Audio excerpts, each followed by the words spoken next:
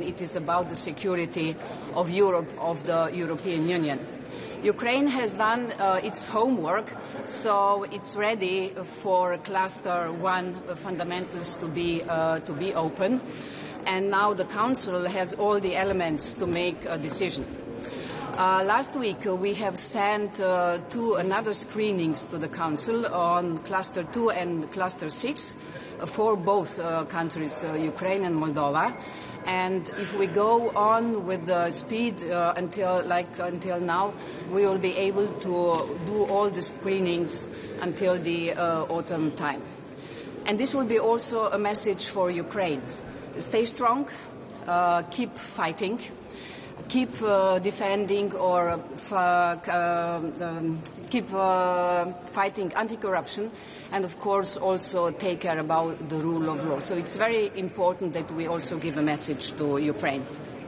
Madam Commissioner, excuse me, I'm from Georgia, and for Georgian people also it's very important to be in this family, and they are fighting for European future. So what can you tell, what will be your message to people of Georgia and also to Georgian dream? To Georgian dream, the government has to come back to the European path unless we are not willing and will not be able to go on. And the people of Georgia also stay strong, fight for the European values. We count on you. Hungary said that Ukraine's membership is the biggest threat to the EU. So what's your comment on this? Dealing with or protecting the minorities is fundamental, important for the European Union, and it is a very important part of the negotiations. That's why, in my opinion, it would be really good if we could open Cluster 1 fundamentals, which will give Hungary the opportunity to get all the answers or to deal with the concerns they have with their minority in Ukraine. On the other side, it is also about the European security, and we should use this momentum and go on with reforms in Ukraine and give Ukraine the sign that actually what they are delivering is good, and we should go on with the whole accession process. Once again, it's not just about the security in Ukraine. Securing Ukraine and going on with the accession process for Ukraine will also secure, on the long term, then security in Europe. Thank you. Commissioner, just one question, please, about Ukraine.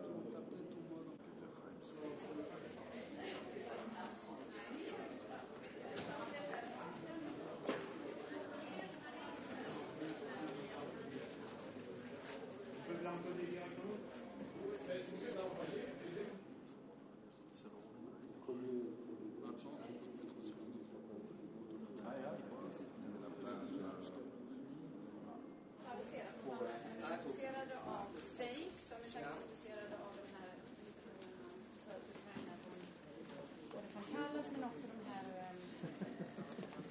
Just det, precis.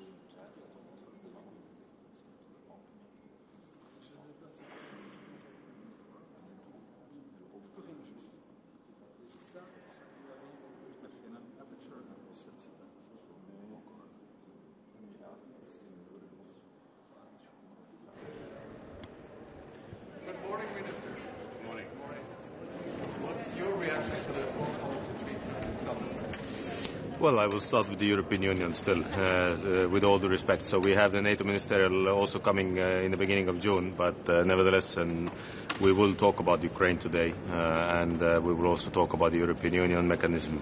But I will start with one other topic. You know that there was an incident in the Finnish Gulf this week, where Russian military, first time ever, showed very clearly that they are behind the Shadow Fleet.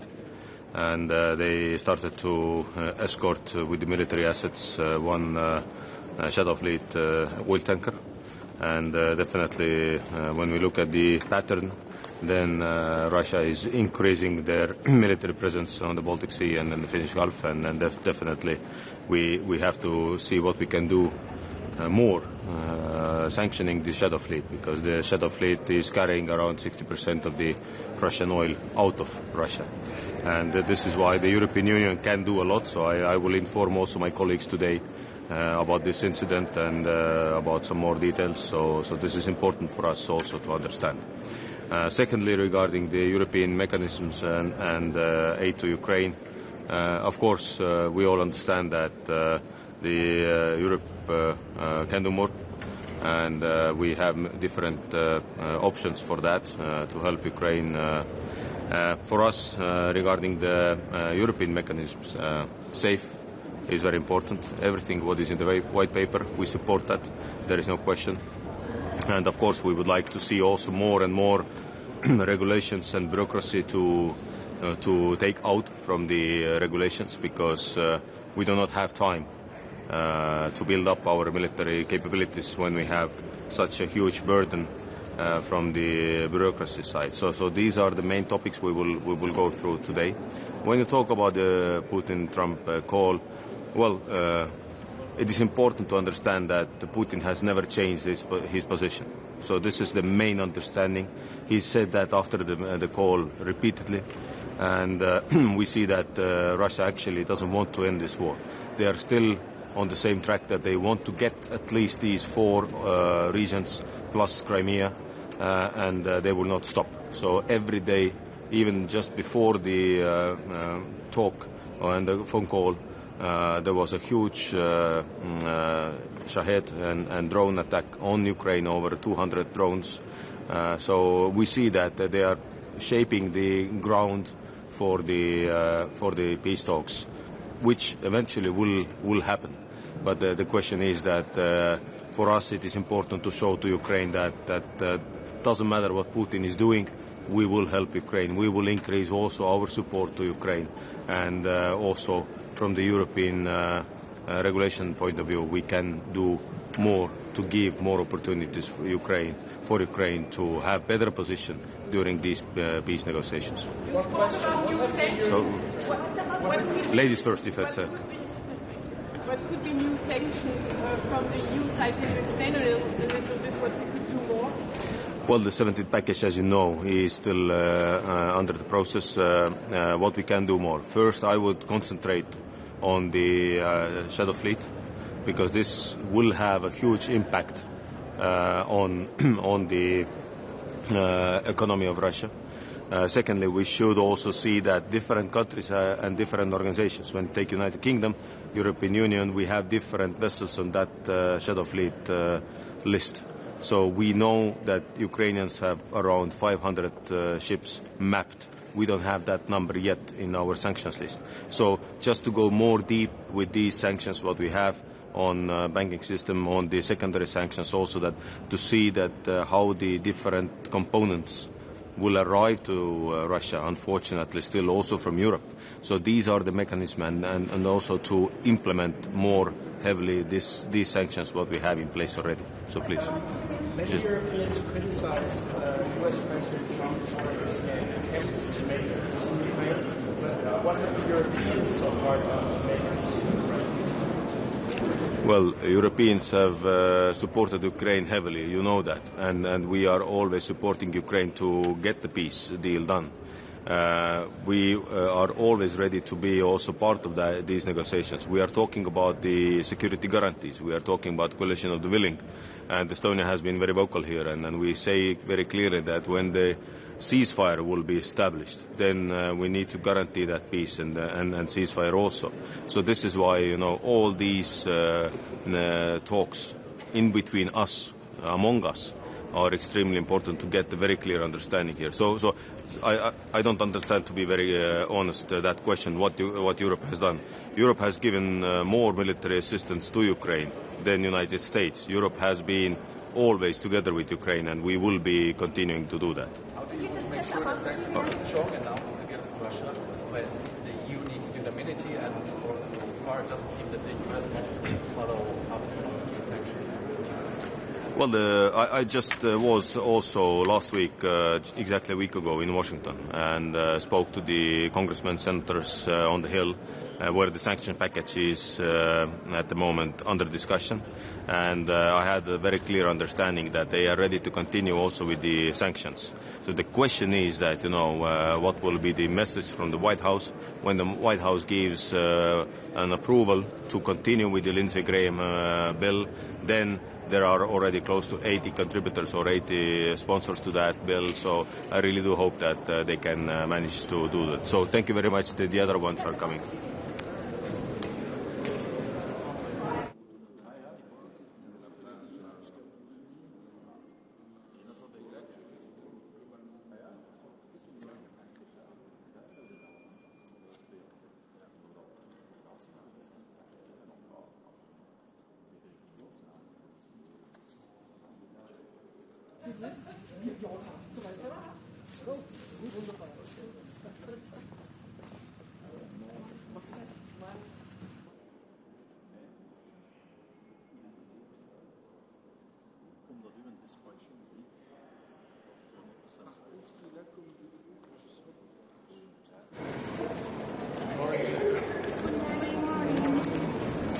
Good morning, everybody. Very important meeting today at the EU Defence Ministerials for a number of reasons. Of course, our top priority from Sweden is to increase our support for Ukraine. Therefore, I think that the issue that we're going to be discussing now is, of course, the High Representative's initiative of also providing Ukrainians with up to 2 million artillery shells. That's something that Sweden is very committed to. I think it's going to be important discussion also on how we can further develop EU MUM and step up training of the Ukrainian soldiers. In addition, I also expect us to be discussing about the EU defense readiness, of course. Here is also an area where Sweden stands ready to lead. We could provide leadership when it comes to ground combat systems, when it comes to air defense systems, and also strategic enablers. Last point I just want to point out, I think is also going to be very important, is omnibus defense. This is something we've been working quite diligently on nationally as well, also on making sure that we can step up now the rearmament in view of the fact that we have a very serious security environment in Europe right now, and anything we can do to cut red tape and increase efficiency when we rearm, I think is most welcome. For example, when it comes to the procurement directive or when it comes to certain permissions. So that would be my few initial remarks. If you have any questions, I'll be glad. What's your stand on the talks yesterday between Trump and Putin? Yeah. What do you think about this, that nothing came out of this? Well, it seems quite obviously there's a lack of serious intent on the Russian side on actually engaging into negotiations. Our position is very well known. We focus on supporting more defense equipment and more military support for Ukraine so we can make sure that they can negotiate from a position of strength. That's what it's come down to. So we make sure we get a peace that is good for Ukraine and is long-term and lasting. Please, sir. Sorry? Have to apply more pressure on Russia. Well, we the first to adhere to that principle, making sure, of course, stepping up sanctions. We are very engaged also into the shadow fleet. We also want to step up support for Ukraine. As you might know, we front-loaded our Ukraine support. So just for 2025, we provided the Ukrainians with military support for 3 billion, and we have all in all about 8 billion. Yes, sir, what can I do? Say to the fact that ever since Donald Trump was elected, basically was no progress in negotiations when it comes to Ukraine. It seems like for months and months we're going in circles here. Nothing is new. Even today they talked, nothing came out of it.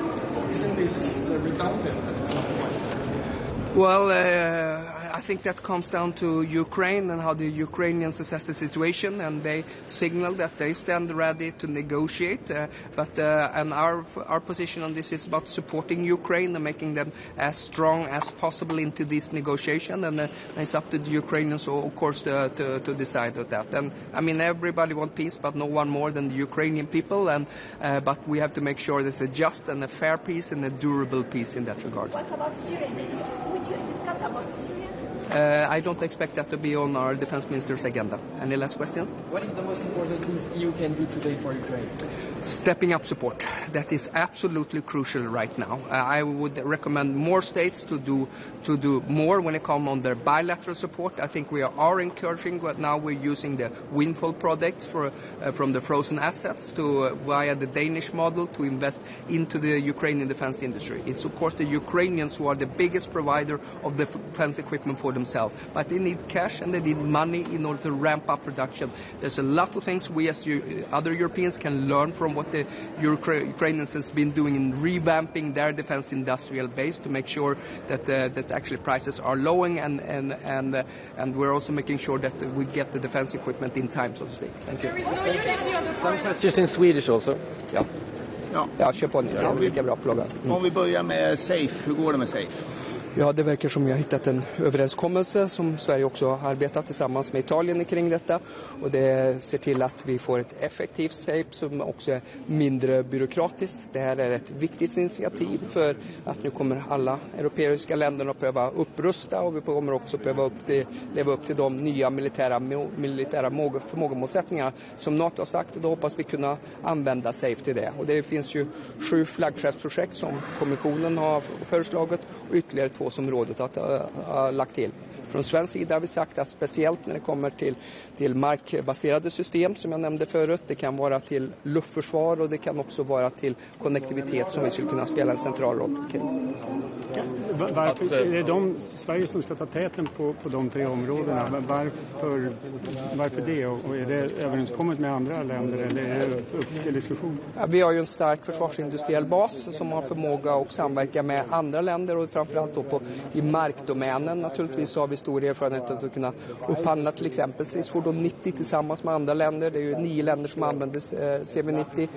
CV90 har varit framgångsrikt i Ukraina och skulle det finnas intresse bland de andra europeiska länderna att göra detta inom ramen för SAFE så kan vi stå redo att axla det ansvaret i så fall. Men vi kommer ju ha diskussioner kopplat till det både idag och under hela vägen upp till Europeiska rådets möte senare i juni. Men finns det en viss stöd från andra länder att Sverige ska ta täten eller är det en öppen diskussion? Ja, det kommer säkert vara flera länder som är villiga att räcka upp handen och leda och det välkomnar vi för det kommer att behöva vara medlemsstatsdrivet det här initiativet, så ju fler som kan erbjuda möjligheter och med militära lösningar som svarar upp mot säkerhetspolitiska omvärldsläget och förmågebehoven desto bättre. Sen kommer Europeiska försvarsbyrån ha en viktig roll att koordinera naturligtvis alla de här nationella initiativen också. När det gäller SAFE och kravet på att köpa europeiskt, är du nöjd med så som läget ser ut nu? Jag tycker att det blev en rätt så bra kompromiss, måste jag säga. Sverige har varit tillsammans med Italien har varit arbetande och drivande inför detta för att vi förenklade systemet och vi såg också till att det blev större möjlighet också att kunna väga in andra länders militära förmåga. Så att, jag tycker att initiativet har utvecklats i rätt riktning. Och att Storbritannien nu då har ett säkerhetsavtal med EU, hur viktigt var det för Sverige med tanke på att vi har brittiskt ägande också i vår försvarsindustri? Det är naturligtvis mycket viktigt. Det har framförallt att göra med att vi har ett väldigt starkt bilateralt försvarssamarbete med Storbritannien som vi vill vidareutveckla och stärka. Det är bra för Storbritannien, det är bra för Sverige men det är också bra för hela EU. Och sen har vi också ett försvarstekniskt och ett försvarsindustriellt samarbete både genom BAE Systems Hägglunds och BAE Systems Bofors men också genom GKN. Så utav våra 7 största företag så är ju 3 mer eller mindre brittisägda, så det var väldigt viktigt också för Sverige. När det gäller stödet till Ukraina då, du pratar om att frontloada det svenska stödet. Är det läge att satsa, ge ännu mer nu i början? Eller? Ja, vi har ju valt att göra det nu då för att stärka Ukraina under de här förhandlingarna så att de ska känna råg i ryggen att Sverige och andra länder nu är villiga att stötta dem så mycket som det krävs så de kan förhandla från en styrkeposition, och hittills har vi fattat beslut om nästan 30 miljarder under 2025 och vi kommer återkomma med nya stödpaket senare under året också. Förhandlingarna då, det låter ju mer som att kanske USA har minskat sin press på Putin efter samtalet med Trump igår. Alltså vad säger du om samtalen?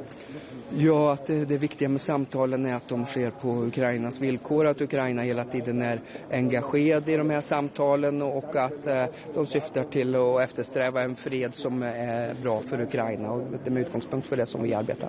Din estniska kollega nämnde att alltså, rysk militär har ju eskorterat eller lotsat skuggflottan, något fartyg där. Ser du någon risk för att det här kan leda till ökad risk för sammandrabbningar helt enkelt med rysk militär på Östersjön om EU ska upprätthålla sanktionerna? Ja, vi följer den här situationen noggrant naturligt på Östersjön. Vi har unika förmågor att verka under på ytan och i luften på Östersjön, så det är ett speciellt ansvar som Sverige har. Sen är vi väldigt noga med att arbeta med att identifiera fler fartyg som är kopplade till skuggflottan, för det är klart att skuggflottan och att Ryssland går runt sanktionerna, det är ett sätt för dem att kunna försörja sin krigföring i Ukraina, så där är vi väldigt hängivna och dedikerade att identifiera fler fartyg som är kopplade till skuggflottan. Men om rysk militär eskorterar de här båtarna, finns det inte då en större risk för sammandrabbning? Jag vill inte spekulera i saker som inte riktigt har hänt, utan vi följer situationen noggrant. Vi pratar naturligtvis med de andra länderna i regionen och vi agerar alltid i enlighet naturligtvis med havsrätten. Bra. Tack så mycket.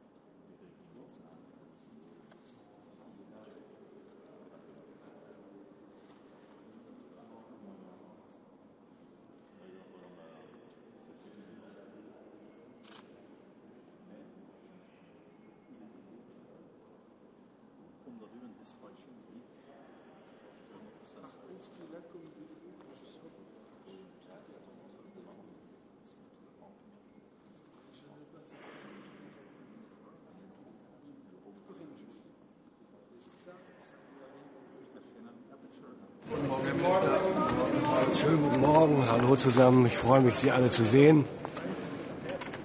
Erstes Thema natürlich heute das Telefonat zwischen Präsident Trump und Präsident Putin.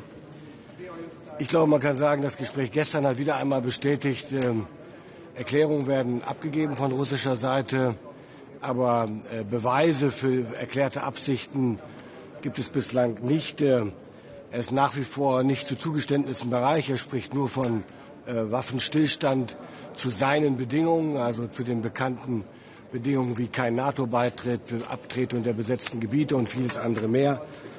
Er spielt offenbar, Wladimir Putin spielt offenbar weiter auf Zeit, auch das kann man sehr klar erkennen.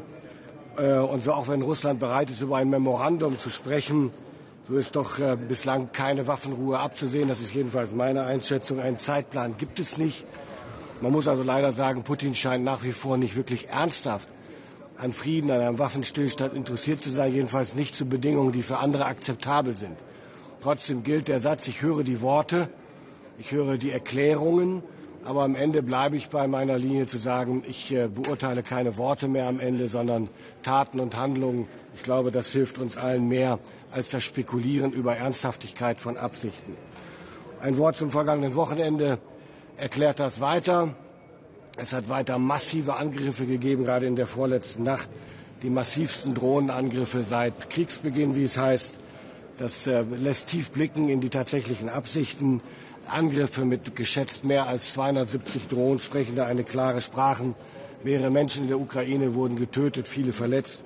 Und das spricht, glaube ich, eine deutlichere Sprache als die Lippenbekenntnisse, die wir bislang so gehört haben. Zum heutigen Sitzungstag hier in Brüssel. Wir haben heute zwei Hauptthemen. Wir werden gerade nach den jüngsten Entwicklungen unsere weitere Linie bei der Unterstützung der Ukraine absprechen. Ich bin zutiefst davon überzeugt, dass es jetzt wichtiger denn je ist, die Ukraine nachhaltig und energisch zu unterstützen. Wir werden also klären heute, mit welchen konkreten Maßnahmen, und das ist dann der zweite Teil der Besprechung, wir die europäische Verteidigungsfähigkeit stärken können. Zur Ukraine. Die zentrale Botschaft: Deutschland unterstützt die Ukraine weiterhin tatkräftig. Das ist auch in der neuen Bundesregierung sehr, sehr klar. Wichtigster Punkt bei den Beratungen heute: die Initiative der Hohen Vertreterin zu 2 Millionen Schuss Artilleriemunition für die Ukraine in diesem Jahr. Und ich kann sagen, Deutschland wird sich daran maßgeblich mit einem gewichtigen Anteil beteiligen. Zentral ist für mich, wenn es um das Thema Verteidigungsfähigkeit Europas geht, wir müssen und wir werden sehr, sehr schnell unsere Fähigkeitslücken unserer Streitkräfte schließen. Und zwar nicht jede Nation für sich und im Alleingang, sondern kollektiv. Erst dann können wir Ausbildung, Wartung, Munitionsvorbereitung und Logistik auch wirklich gemeinsam organisieren. Und wir alle wissen, wenn man sein Geld zusammenlegt und die Entscheidungen zusammen trifft, dann erreicht man mit der gleichen Summe Geld mehr, als wenn jeder für sich alleine arbeitet. Also die alte Regel: mehr Bang for the buck. Zum Lead-Nation-Ansatz, und der ist wichtig. Einzelländer werden jetzt im Rahmen dieser Überlegungen Lead-Nation-Verantwortung für einzelne Fähigkeitsbereiche übernehmen. Ein Beispiel: Deutschland geht seit 2022 bereits mit der European Sky Shield Initiative im Bereich Luftverteidigung voran. Und wir nutzen dafür gemeinsam unsere Planungs- und Beschaffungsorganisationen und haben industrielle Kapazitäten. Und davon, und das ist, glaube ich, der richtige Ansatz, auch in anderen Bereichen sollen alle anderen Partner profitieren können. Wir haben sogenannte Rahmenverträge für Luftverteidigungssysteme geschlossen. Und das heißt, wir bieten anderen Ländern ebenfalls an, in diese Rahmenverträge zu den Konditionen einzusteigen, die wir bereits verhandelt haben mit der Industrie. Also ein echter Zeitgewinn und ein Effizienz- und Synergiegewinn. Andere Länder müssen also nicht selber Verträge verhandeln. Wir wollen deshalb in diesem Bereich auf unsere Initiative ESSI aufsetzen. Unser Vorschlag: Länder sollen in den Bereichen, in denen sie besondere Kompetenzen haben, Verantwortung übernehmen, also ins Lead gehen. Deutschland ist bereit, das nicht nur zu tun bei Luftverteidigung, sondern auch bei Landsystemen und bei maritimen Systemen. Wir bieten außerdem unseren Partnern Rahmenverträge für Leopard 2 A8-Panzer und für U-Boote der Klasse 212 CD an. Auch das ein echter Effizienzgewinn. Eine schöne Entwicklung in der European Defence Agency ist, es ist ja, wie Sie wissen, die zentrale Institution für die gemeinsame Fähigkeitsplanung in der Europäischen Union. Hier laufen die Fäden zusammen. Und hier freut mich besonders, dass heute erstmals der neue Chief Executive der IDA an der Sitzung teilnehmen wird, der deutsche General André Denk. Auch er wird sich dafür einsetzen, dass wir Europäer gemeinsam schneller und effizienter beschaffen. Herr Minister, wie soll das passieren? Wie kann es schaffen, wirklich Druck auf Russland auszuüben, wenn die USA sich jetzt bei der militärischen Unterstützung zurückziehen sollten? Was kann die EU wirklich mehr im militärischen Bereich? Ganz konkret. Also ganz konkret, wir können die Zahl und die Qualität der Joint Ventures mit der ukrainischen Rüstungsindustrie ausbauen und tun das bereits. Wir können gleichzeitig Geld geben, um die Kapazitäten, die freien Produktionskapazitäten in der ukrainischen Rüstungsindustrie durch ukrainische Aufträge besser auszulasten. Wir können gleichzeitig selber nach Kräften weiter liefern. Und wir können gleichzeitig weiter natürlich an diplomatischen Bemühungen teilhaben. Aber was die Europäische Union eben nach meiner Überzeugung auch tun kann und muss, ist die Sanktionsschraube weiter anzuziehen, sodass wirklich deutlich wird, wir werden nicht bereit sein, hier ohne Konsequenzen das Tun Russlands weiter dulden. Chancellor Merz has said he supports the call for 5% of GDP for defense spending. How would you get there? Well, the first point is it's not about achieving 5% in between 1 year. The plan is to achieve that in between 5 to 7 years by increasing the defense budget by 0.2% per annum. So this is a totally different approach, first point. The second point is I rather prefer to talk about refilling the requirements of NATO in terms of capabilities and capacities. This is much more important and expensive enough. And if we do that in between the time we get for it, then it's in any aspect better and more worth the work than just talking and discussing about 3.5, 4 or 5%. I'm sure we won't be able to do all that with 3%, but it's a way we have to go, and the most important thing is to begin this way and to start really refilling the NATO requirements. Herr Minister, eine Frage noch. Die Verhandlungen über die Ukraine drehen sich ja mehr oder weniger seit Monaten im Kreis. Wie kommt man aus dieser Endlosschleife raus und wie schafft man es wirklich, den Waffenstillstand zusammenzubringen? Und was macht man für Ich muss ehrlich sagen, ich verstehe die Frage nicht. Also ich verstehe sie natürlich, aber wir sind ja nicht diejenigen, die diesen Krieg führen. Der Krieg könnte morgen mit einem einfachen Befehl von Wladimir Putin beendet werden. Selbst jetzt noch könnte er diesen Krieg beenden oder zumindest unterbrechen für Waffenstillstandsverhandlungen. Nichts davon ist wirklich ernsthaft erkennbar. Deswegen bleibe ich dabei. Wir müssen die Ukraine weiter unterstützen, damit sie aus einer Position der Stärke heraus agieren, aber auch am Ende über einen Waffenstillstand verhandeln kann. Alles andere liegt bei Wladimir Putin. Ich bin sehr dafür, dass wir, egal wie erfolglos die einzelnen Schritte wirken müssen, immer wieder neue Antritte machen für Initiativen zur Erreichung eines Waffenstillstandes und am Ende eines Friedens, auch um deutlich zu machen gegenüber der Weltöffentlichkeit und der globalen Süden, wo hier die Verantwortlichkeiten tatsächlich am Ende liegen. Herr Minister, Sie sprachen weitere Sanktionen an.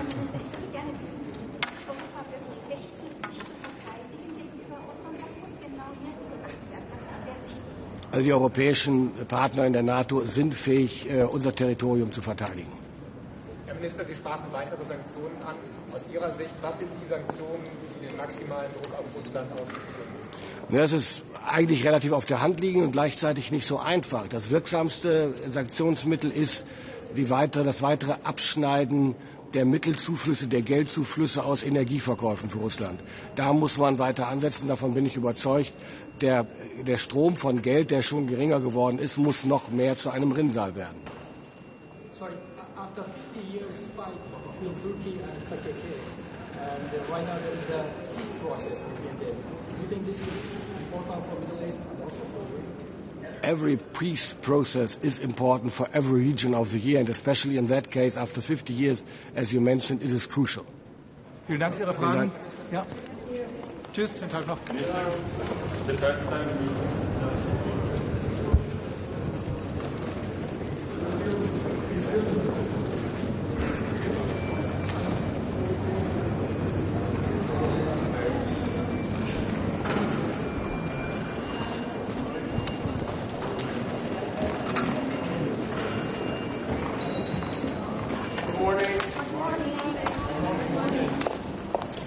Everybody. So we are going to have a very intense day. First, we have the Foreign Affairs Council for Defense, where we're going to discuss the implementation of the white paper. And then we will have a Foreign Affairs Council where we have topics Ukraine, Syria, and the Middle East. So first on Ukraine. I think it is important, as we have all said, 27 of us, that there has to be full and unconditional ceasefire. Ukraine has already agreed to this 60 days or more than 60 days ago, and we have agreed that if Russia does not agree, what we saw yesterday, then we will put more pressure. So we will agree on the 17th package of sanctions today, but we continue on working on the next strong package of sanctions to put more pressure on Russia so that they would also want peace. And then on Syria, I hope that we will agree on the lifting of economic sanctions today, and then, of course, it's going to be a very, very hard discussion on Gaza and what is happening there. So the Dutch minister has put forward a proposal to do the review of Article 2 of our association agreement with Israel. And we will discuss this. I can't predict the outcome of this discussion, but I think what is important, where we all have similar views, is that the humanitarian aid should reach Gaza as soon as possible. Of course, Israel's decision to let some of the aid in is a drop of the ocean. It's welcomed, but it's not enough. There are thousands of trucks behind the borders waiting. It is European money that has funded this humanitarian aid, and it has to reach the people because the situation is extremely grave. Thank you. What's your reaction to the call between President Trump and President Putin? Are you concerned that America and President Trump are too soft on Russia? Well, we all agreed and said, and we also heard statements from United States that, if they don't agree to unconditional ceasefire, like Ukraine has agreed over 60 days ago, there will be strong action. And that is what we want to see from all the parties who have said that they will act in accordance. Of course, on the European side, we have the statements of 27 that if Russia doesn't agree, then we will put more pressure, so we will continue with that. How will you make sure that the sanction package will be...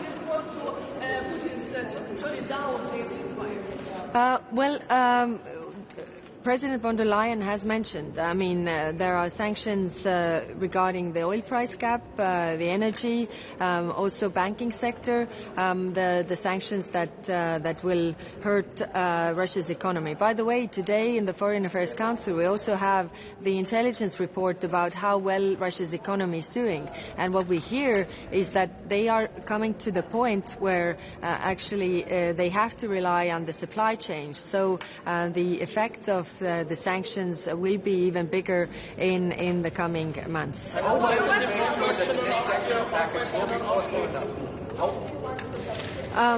Yes. We have been working regarding the lifting of sanctions for Syria already since at the beginning of this year, trying to help the Syrian people because when the Assad regime fell, it is clear that we want there to be jobs and livelihood for the people so that it would be a more stable country. And that's why, in order to have that, we need to lift the sanctions. Of course, we have had some very intense discussions. There are worries about, whether the government is going to the right direction, but I think we don't have a choice. We actually, either give them possibility to, stabilize the country, or we don't do that, and we have something that we have in Afghanistan. How will you make sure that the sanctions against Russia will be forceful enough? You're talking about price cap, about financial sector, when you still need unanimity. Yes, this is true. We need everybody on board, and we know that America is also working with the sanctions for Russia if they don't agree. And we have seen clearly from the call yesterday that they don't agree. And of course, we are democracies. It takes time, and it is difficult and becoming more difficult. But I don't think we have a choice. We need to put more pressure. Yeah. Sorry, the Austrian foreign minister yesterday sent you a letter starting an initiative to get a ceasefire going in Ukraine.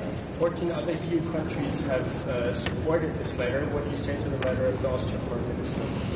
Like I said when we had the discussion, it takes two to want peace. It only takes one to want war. And Russia clearly wants war, whereas Ukraine wants peace. So in order to make Russia want peace, also we need to put more pressure on Russia. After 50 years fight between Turkey and Turkey, right now there is the new process, peace process. Do you think this is important for the Middle East and for politics? Yes, this is important. This is one of the rare good news from the region that there is more stability there. How can you still believe in sanctions when we're at the 17th package and nothing work to stop Russia? Well, they haven't really proceeded with their goals either. I mean, this war has been going on for 3 years, and they haven't achieved what they want to achieve. I mean, their losses on their side are quite grave. I think what we see from the reports is that now they're coming to the point where they actually have to rely on their production that they are doing now, not the supply chains that were functioning before. So I think the importance of the sanctions will be even more grave or severe. And today we have the intelligence reports about the Russian economy as well, how they are affecting. Russians want us to think that, sanctions are not working, they're hurting you more than they're hurting us. This is not true. We see this from the intelligence reports. Of course, they are very good in propaganda. They always have been, so we have to keep this in mind. But we see that actually they are not doing that well. You're calling for the United States now to impose more sanctions. Do you want the United States now to move forward with more sanctions against Russia? We heard from I think it was last week, when America said that, if Russia doesn't agree on, full and unconditional ceasefire, then there are going to be, consequences. So we want to see those consequences also from the U.S. side. We really haven't seen, the pressure on Russia from these talks. How hard is this to work? Majority of member states, or would a significant number be enough to feel that my view doesn't really matter here, because I need to hear from the member states what are their views. I know from some of their views, but I don't know everybody. So we will have a very open discussion. My view right now is that we need to do everything that the humanitarian aid would reach the people in Gaza. This is our first priority right now. Then all the other things come after that. Thank you. The last thing I representative, does the American administration decision, Mr. Trump decision, personal decision, to lift the sanctions over Syrian new regime could be included to the discussion today, to reviewing the EU map about sanctions? Is there any kind of need? You have been following this very closely since January, and you know all that we have been talking about lifting the sanctions, and not only talking, but actually also lifting the sanctions already from January. We have been doing this before than anybody else, and you know from the last Foreign Affairs Council that we had the discussion and we were preparing for the lifting of sanctions. So it is positive to see that other players like US is also considering lifting of the sanctions, but we have been doing this work for quite some time already. Thank you, and see you at the press conference. In Washington and spoke to the congressmen, senators on the Hill where the sanction package is. Jack, how are you? Good morning, Tony, how are you? Just before we ask any questions, just to restate that today is a really important opportunity for the European Union to be quite strong in two areas. One, in relation to our unwavering commitment to the people of Ukraine and support of Ukraine, despite any parallel discussions that might or not be happening.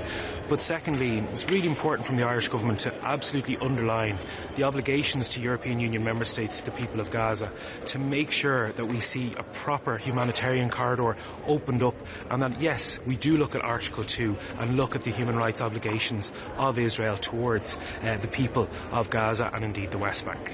Minister, do you feel there is now a bit more momentum around the Article 2? At least 10 states have said they're in favour of a review, maybe possibly more. What's your sense from talking the Irish delegations, talking to other delegations? Well, I think it's quite clear, Jack, that momentum is growing. If we look at over a year ago when the Irish and Spanish Taoiseach and Prime Minister put down a request to open up Article 2, that was just 2 countries, and now we've up to 10 countries. And the point we'll be making quite clearly to the High Representative that you don't need a majority, you don't need a unanimous decision to look at this, and it is now the time to make sure that not only can we hold Israel to account, but actually that we show that the European Union believes in the rule of law and it believes in the protection of our values. could ask you on the Brexit deal yesterday, I mean, how quickly do you hope does the government hope that an SPS agreement will be finalised in due course, and what implications would that have, not just for Northern Ireland, but also bilateral trade between Ireland and the UK?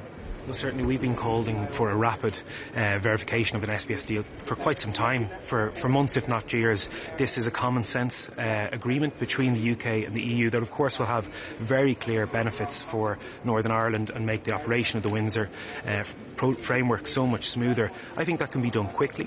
I think the Irish agri-food industry would really welcome it, but equally so would the British agri-food industry. It's in everyone's interests. Let's get on and make sure it gets through the process. And I think we have a position now, since we've seen a reset not just of Anglo-Irish relations, but clearly EU-UK relations, we have an opportunity and a desire to do that as quickly as possible. Minister, just on the defence side of things and the Commission's SAFE proposal for EU budget-backed loans, what's Ireland's position on this now? It's had some time to think of it. Will they be entering into joint procurement with other EU member states? We very much welcome the agreement on SAFE, and we very much welcome the defence and security aspect of the new EU-UK relationship. Ireland will absolutely look at this as a way to potentially procure more equipment quicker. We're looking at the opportunities when it comes to derogations on VAT, when it comes to the procurement process. We probably wouldn't need to use the SAFE process in terms of accessing funds, but certainly it opens up new opportunities to Ireland that we're more than happy to look at if needs be. Minister, you mentioned Gaza. What you are waiting for exactly, what you are aiming for in this meeting, or for the EU in general to do or to enaction? Well, the Irish government is waiting for nothing. The Irish government position is quite clear. What's happening in Gaza and throughout Palestine, including the West Bank, is really important, is absolutely horrendous. We've called many times for a cessation of the Israeli-led violence. We've called for the reopening of humanitarian corridors immediately. Over 60 days, the people of Gaza haven't been able to access basic medicines, shelter and food. It's absolutely horrendous. But what we need now from other EU member states, but particularly the High Representative, is a clear message that we won't stand for the status quo, that we have to see humanitarian aid allowed into Gaza, that we have to see restraint in terms of Israeli activities, but we do want to see Article 2 moved and the EU-Israel Trade Association reopened to look at those human rights clauses. It's quite clear from legal advice provided by the European External Action Service that there are very serious concerns there. The Irish position, along with our Spanish friends and indeed Slovenian friends, is quite clear. It's been maintained, and we welcome the fact that other member states are moving towards that position. About this last point, how do you see that more countries now they are siding next to you and Spain in your initiative to review and to hold to review the agreement with Israel and to hold the government accountable? How you see this movement shift in the EU policy national countries? Well, I can only imagine it's because other member states have eyes and ears and they can see the absolute horrors that are unfolding on a daily basis live on our television screens in Gaza. Children are dying, children are starving, families are being murdered every day. This is not acceptable, and it's clearly now time for the EU to look at that EU-Israel Trade Association and the very clear breaches of the human rights under Article 2, and we absolutely support the Dutch initiative in terms of the letter to the High Representative. Thank you all very much. Have a great day. Super. Thank you.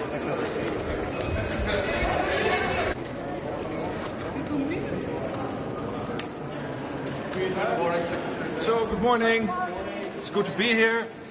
A lot on our plate today. Of course, I'm a guest here with the defense ministers, but it's good to be here because we have to discuss, of course, the current threats facing NATO and therefore also EU territory and the wider NATO territory. That's, of course, the ongoing threat of Russia, the build-up in China, the military build-up, but also terrorism. So that means we will no doubt discuss today ramping up defense spending, ramping up defense production, but also what we collectively need to do to make sure that Ukraine has what it needs to bring this war to a lasting and durable end, be it a ceasefire, a long-term ceasefire, or a peace deal. But it means the ongoing support for Ukraine will no doubt also be on the agenda today. The Russians say ceasefire was not in their talks. Again, please. What's your assessment of the phone call yesterday between President Trump and President Putin? Let me first of all say that I'm really glad that President Trump takes this leadership role. He basically broke the deadlock from day one when he entered into office in January. And I really want to commend him for that. And I do not want to give a running commentary on every development every day. But clearly the American administration is very much involved, closely coordinating with European colleagues. And of course, Ukraine, and I think that is very positive. How is this question? It seems that for months the negotiations with Ukraine have been going in circles. Do you see any real progress towards peace, or do we just have to get ready for more war? Well, clearly, till January, there were no discussions with the Russians. I think the positive thing is that President Trump has started also to open lines of communication with the Russian president. And of course, you hope for results as soon as possible, but that is not always possible in real life because this is a complex conflict. So again, I think what the Americans are doing is very important. It's crucial that they consult with the Europeans, with Ukraine, and we have to take this step by step.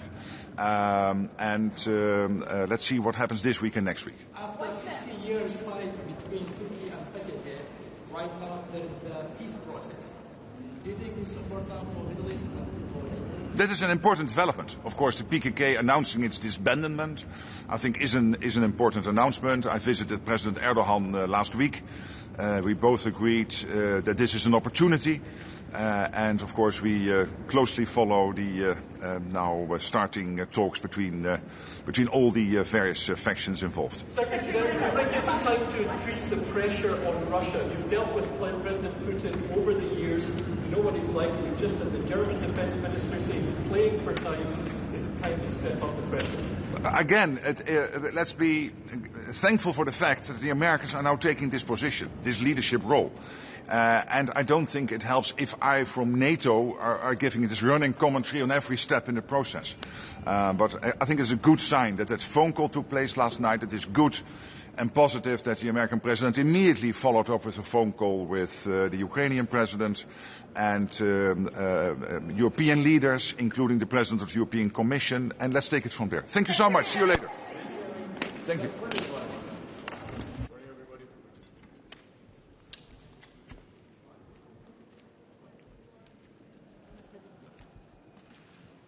Σήμερα στο Ευρωπαϊκό Συμβούλιο των Υπουργών Άμυνας έχουμε να συζητήσουμε μια σειρά από θέματα μεγάλης σημασίας.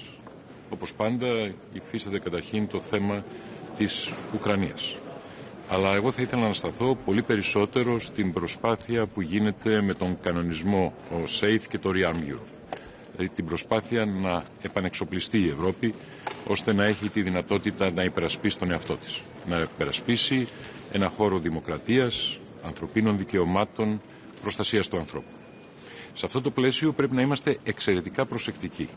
Και η Ελλάδα έχει επανειλημμένως τονίσει ότι είναι απαραίτητο σε αυτό το εγχείρημα να συμμετέχουν χώρες οι οποίες σέβονται και ασπάζονται το αξιακό πλαίσιο της Ευρωπαϊκής Ένωσης.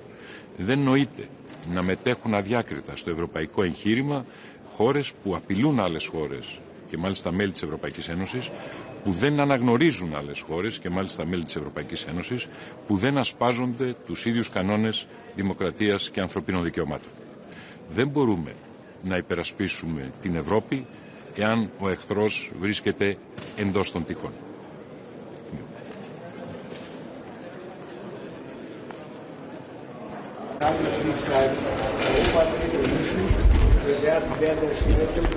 Yes, we will keep on supporting Ukraine.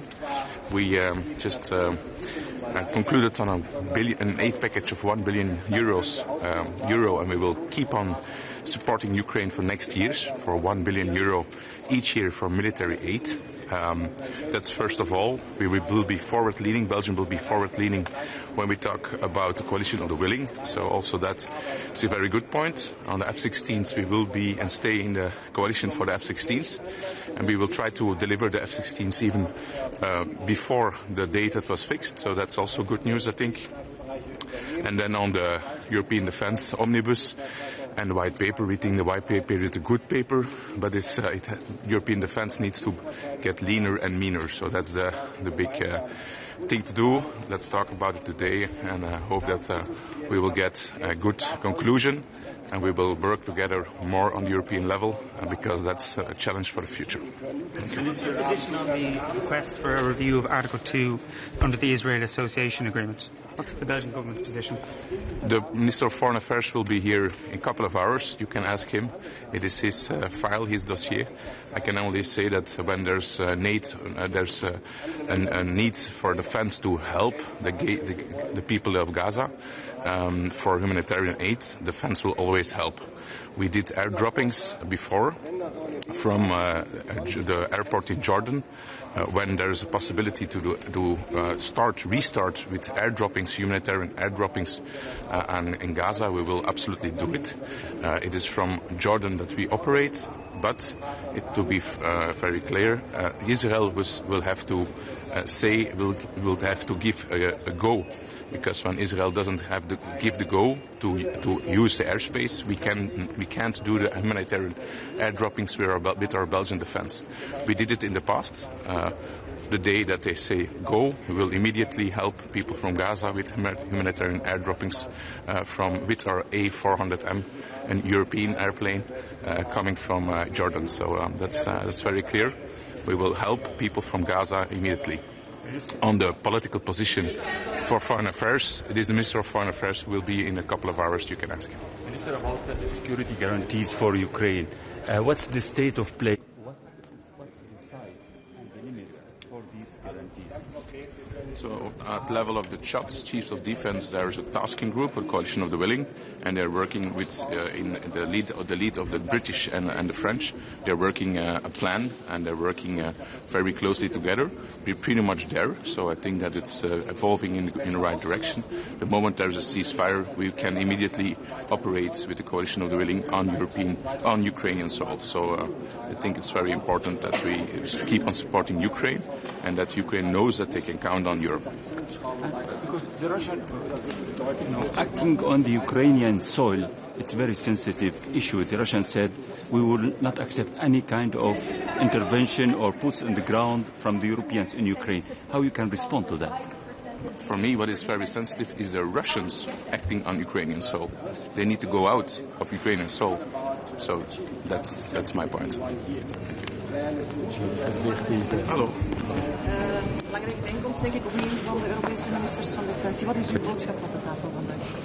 Ten eerste dat we Oekraïne blijven steunen. 1 miljard goedgekeurd, een steunpakket, dus dat is denk ik positief. Veel komt daar terug naar onze industrie, onze eigen economie. En dat ook belangrijk is dat we blijven zeggen, kijken, ook heel wat van dat geld komt terug naar Belgische jobs voor Belgische defensiebedrijven. We hebben een prachtige defensieindustrie, dus we gaan die ook wel steunen als het dan over zo'n grote bedragen gaat. Die 1 miljard is gegarandeerd voor de komende jaren, dus elk jaar zullen we dat doen, militaire steun.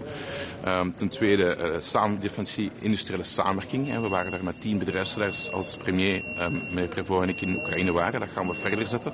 Er blijven contacten heel intens zijn de komende weken, zijn er nog contacten, dus dat is positief.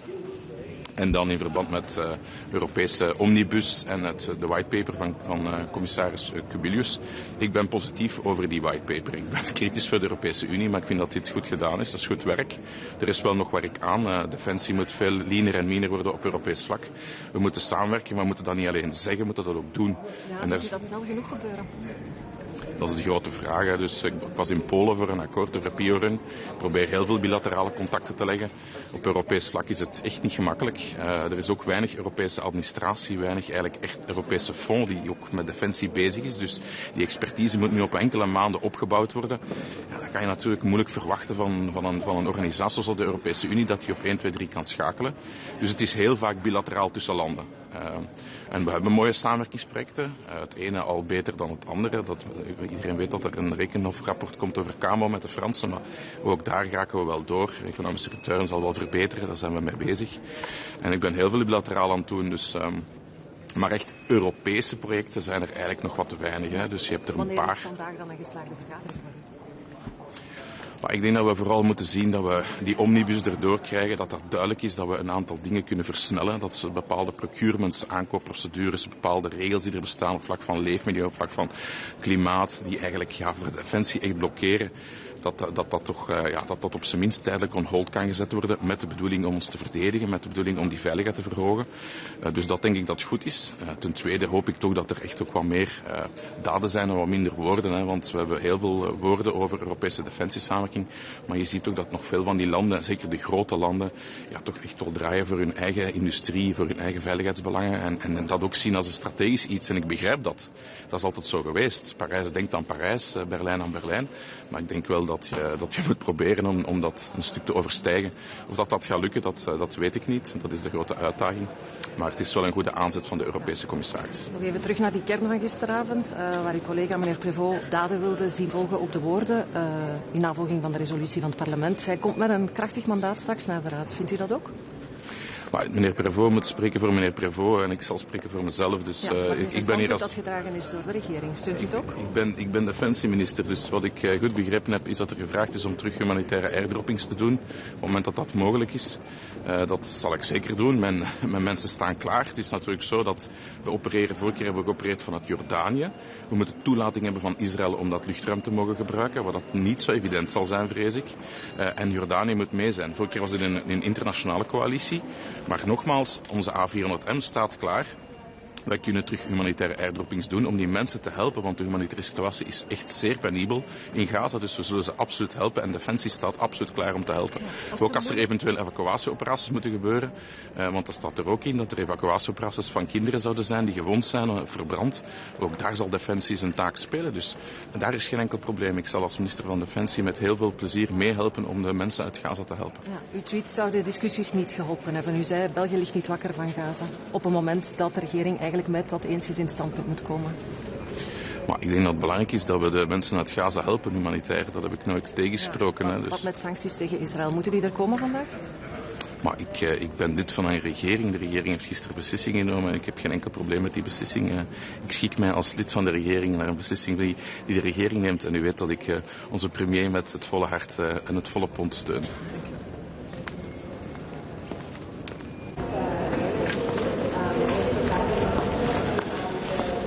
Gewoon? Ja.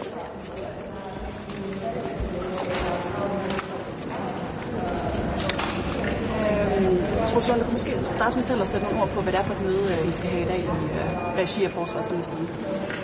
Jeg vil mødes jo her i Bruxelles blandt EU's forsvarsminister på et kritisk tidspunkt for Ukraine.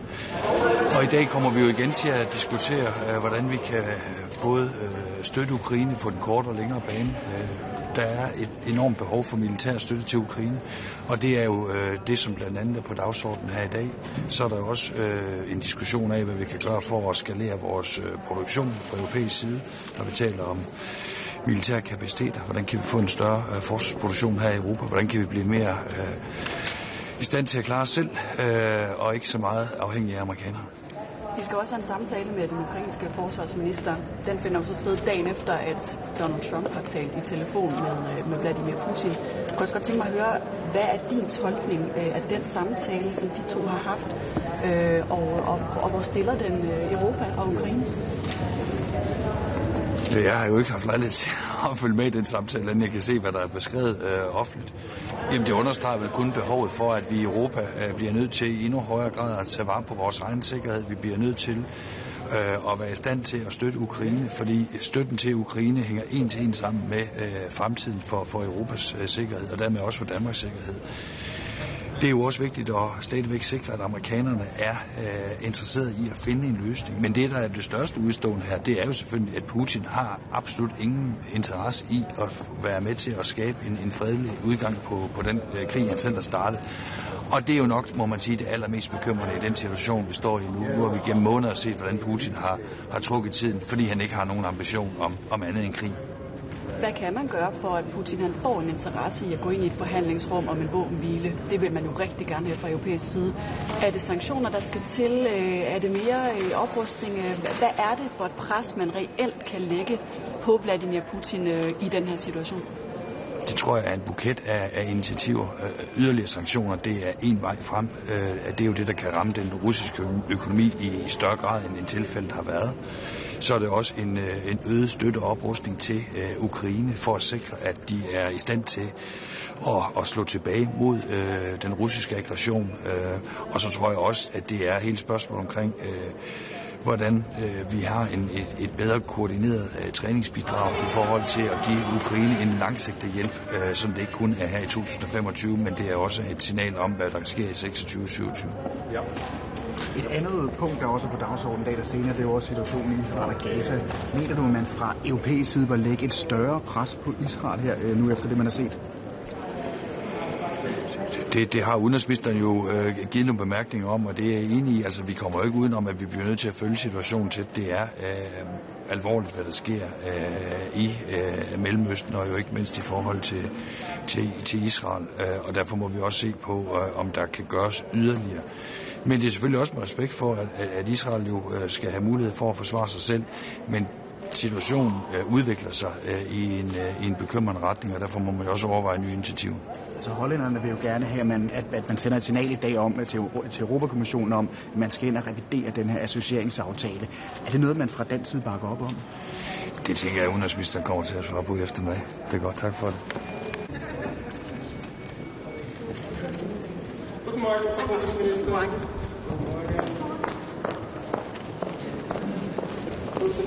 Guten Morgen, danke fürs Warten.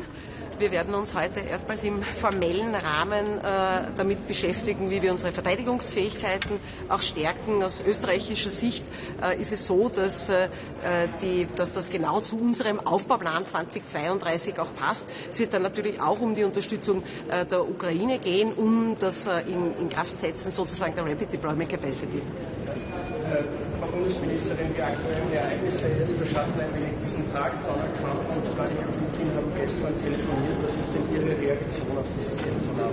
Ich glaube, im 4. Jahr des Krieges mit diesem unermesslichen Leid ist jede Initiative gut, die gesetzt wird. Man wird am Ende des Tages sehen, wie viel es dann auch bewirkt, was da auf den Weg gebracht wird. Aber jede dieser Initiativen ist aus meiner Sicht wichtig. Die Europäer kritisieren ja gerne das Unterfangen von Donald Trump, Frieden zu schaffen. Aber was macht denn die EU, um Frieden zu führen? Ja, vielleicht drehe ich es ein bisschen um. Was wäre gewesen, wenn die Europäische Union nicht mit einer Stimme gesprochen hätte von Anbeginn an? Dann würde es die Ukraine vielleicht gar nicht mehr geben.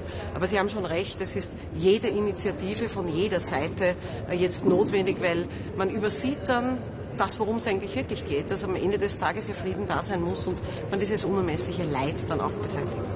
Diese Verhandlungen scheinen sich ja mehr oder weniger seit Monaten im Kreis zu drehen. Was ist denn Ihre Konklusion daraus als Verteidigungsministerin?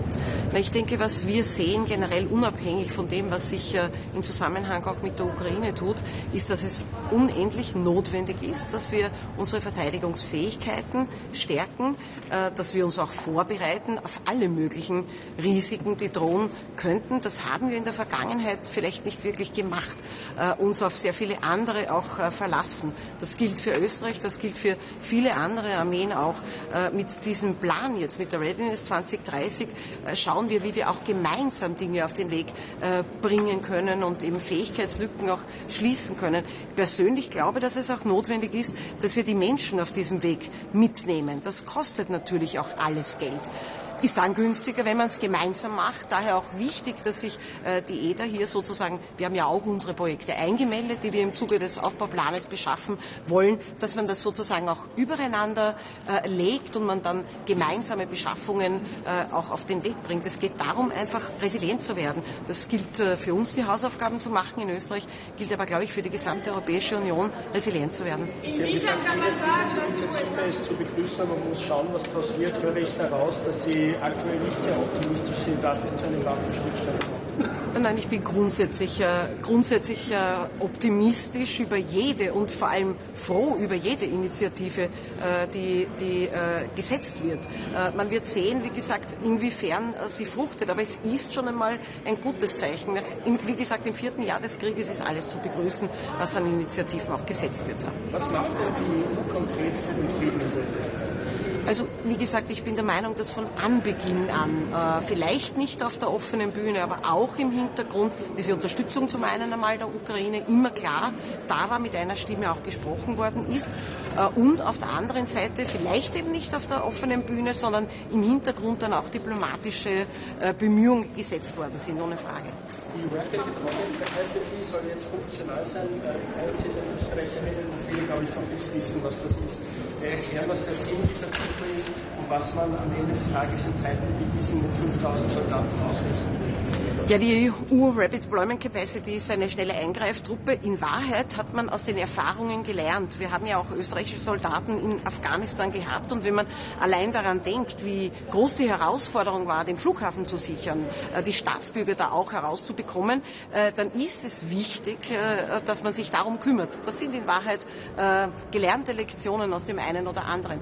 Wir als Österreich als österreichisches Bundesheer haben eine spezielle Expertise im logistischen Bereich. Das ist ja bekannt, der ist ein ganz, ganz wichtiger. Wir werden hier 150 Soldatinnen und Soldaten allein für diesen Bereich einsetzen, zusätzlich dann noch einige hundert dazu. Das heißt, wir werden da mit Sicherheit auf in etwa 400 Soldaten kommen, die ihren Beitrag leisten. Und gerade für Evakuierungsoperationen, wie eben die in der Vergangenheit angesprochene, ist das etwas, das wichtig ist. Natürlich auch für die einzelnen österreichischen Staatsbürger, das hat man ja damals gesehen. Ich danke Ihnen, jetzt ist die Zeit schon fortgeschritten. Danke Ihnen. Haben Sie Ihre Fragen? Ja, danke. Wiedersehen. Danke.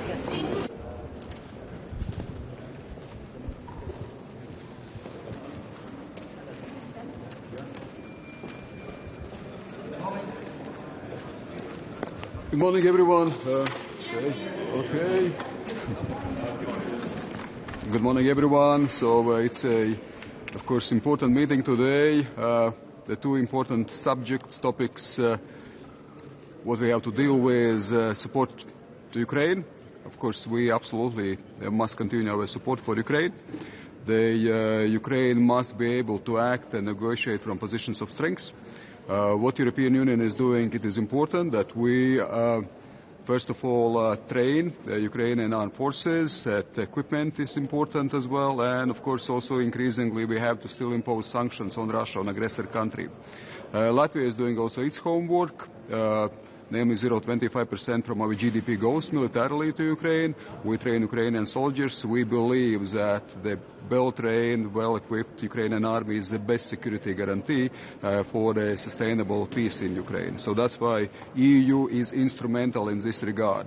As for the wider defense matters, we, from Latvian perspective, positively value the initiatives coming from European Commission, also white paper, REARM program. The loan system which is provided to the, or will be provided to the member states, is a critical mechanism. Latvia also is indicated its will to have a loan to increase its defense expenditure. I can remind once more that already now we are spending 3.7% from our GDP to defense. At the same time, we are willing also to move to 5% of GDP for defense. And of course, it is also important, it's not just about a financial part, even though this also demonstrates the will, demonstrates also the capabilities. It's also about specific flagship issues. And we, from Latvian side, from Latvian perspective, put strong emphasis on counter-mobility measures, on defending the border, the external border, which is not just external border of Latvia or eastern flank or the Baltic countries, but also external border of NATO and EU. And that's why also the EU-NATO cooperation is extremely important. It's instrumental. We all have to achieve the NATO capability targets. We must remember also that 23 countries out of 27 are NATO countries, so that's why also there is certainly compatibility. There is direct synergy between EU activities and also NATO activities, which makes our Western like-minded community stronger, more efficient, more lethal in many ways. What's the important things you want to support Ukraine? Once more? The important thing that you want to do to support Ukraine the next day? Well, as I mentioned, the best security guarantee, it is well-armed, well-trained Ukrainian army, Ukrainian soldiers. So that's why training is absolutely crucial in this regard. The equipment is crucial.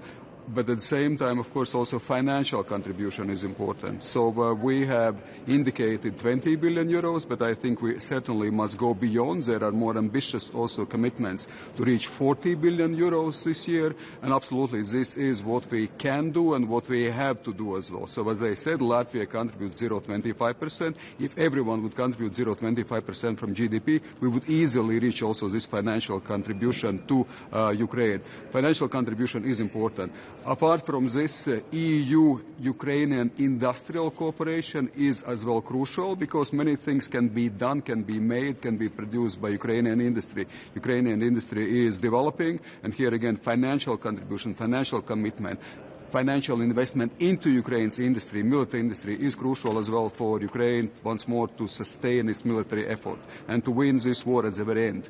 What assessment of the phone call between President Trump and President Putin? Was there enough progress for peace achieved yesterday? Well, of course, we support peace initiatives. I guess everyone wants to have a peace, not least Ukrainian people. This is a tragic, brutal war started by Russia, by aggressor country, full-scale invasion, with complete disregard for human life, human dignity. So that's why it must be clear who is a culprit here, whom to blame, because it's clear who started the war, who started killing.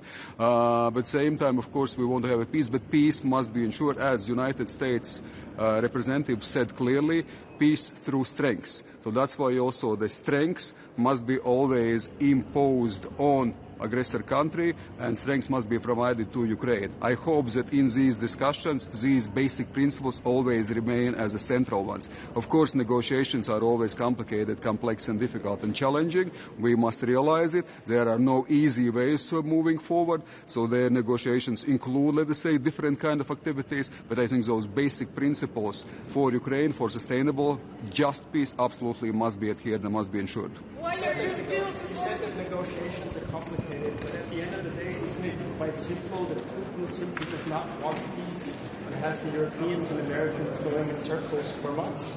You are absolutely right that we have to be clear what we are dealing with.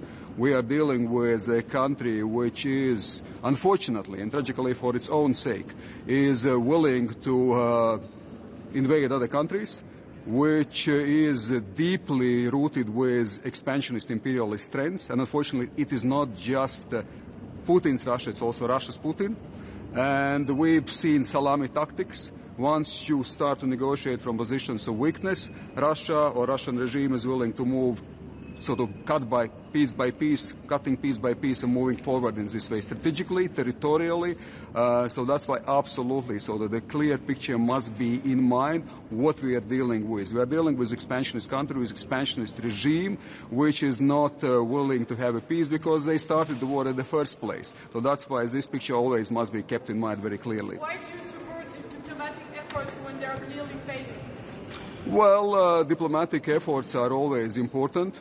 Every war ends also with diplomatic efforts, but diplomatic efforts must be based on clear principles. We can be critical on some of the elements of it, but in principle, of course, we all want to ensure that people are not dying anymore in Ukraine. And those basic principles, how we deal with Russia, that we have to deal from positions, we have to act and negotiate from positions of strength, absolutely these principles are part of the diplomatic dealings. What is the most important things for the next package of sanctions?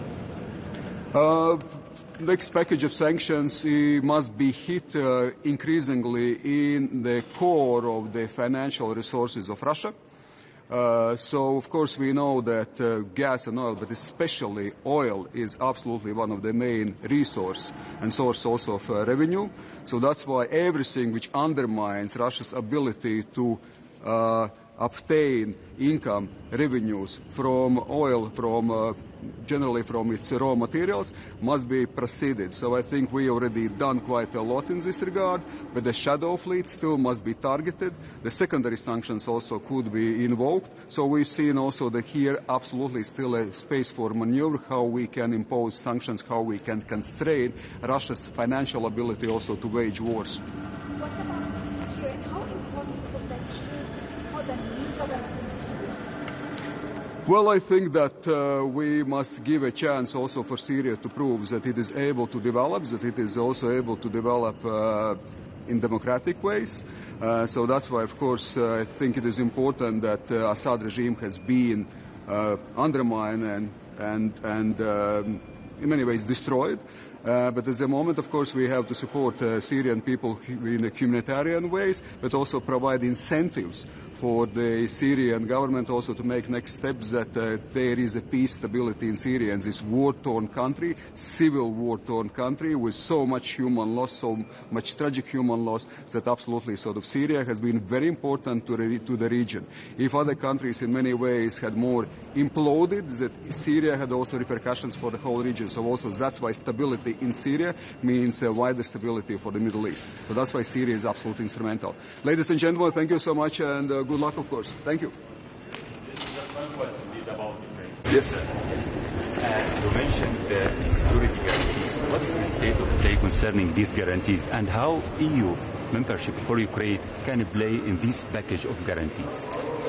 Absolutely. Strategically, we must support Ukraine towards its road to NATO and EU. Of course, there is no unanimous approach consensus in NATO, but it's nothing new because we remember there is a formula when allies agree and conditions allow. We see that within NATO there are no allies agreeing and conditions don't allow at the moment, but in EU absolutely we see the potential that Ukraine will be a member of EU, and we must also provide all the initiatives in terms of the legal democratic transformation within the country, so which makes also Ukraine full-fledged potential candidate to join EU as soon as possible. So that's why strategic picture must be always kept in mind as well. So apart from different mechanisms which are important to be initiated, supported right now. So of course security is crucial at the moment, but at the same time strategic vision always must be kept in mind as well. About the size of the security guarantees, how much the EU puts on the ground can put in Ukraine, taking in consideration that Russia totally refused this idea? The best security guarantee is well-armed, well-trained Ukrainian army. This is the best security, the strongest, the most efficient security guarantee for Ukraine and stable peace in Ukraine. So that's why, yes, the coalition of the willing initiative is important, supporting Ukraine is important, but once more, the basic principle, well-trained, well-equipped, well-supported Ukrainian army will be the best security guarantee for Ukraine and for Europe as a whole. Thank you so much. Thank you. Bye-bye.